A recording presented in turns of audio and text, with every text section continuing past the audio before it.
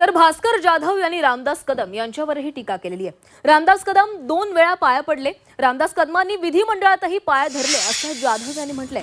गुहागरच्या सभेमध्ये भास्कर जाधव यांनी ही टीका केलेली आहे। उद्धव ठाकरेंच्या शिवसेनेचे नेते भास्कर जाधव यांनी रामदास कदम यांच्यावर ही टीका केलेली आहे।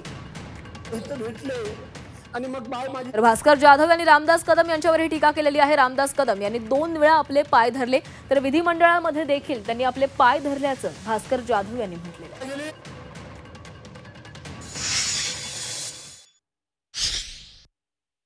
रामदास कदम आई कोटेश्वरीच्या देवळात मला बोलावले, तू बंबारा तू कोटेश्वरी तुझा ग्रामदेवत आहे, उभा राहा।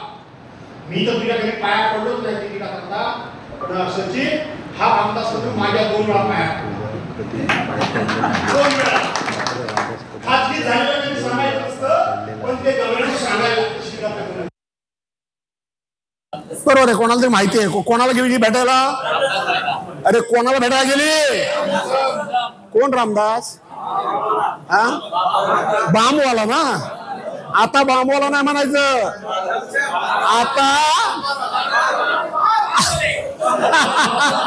हा जरा कंटाळे, जरा सळसळ तुमच्या अंगात।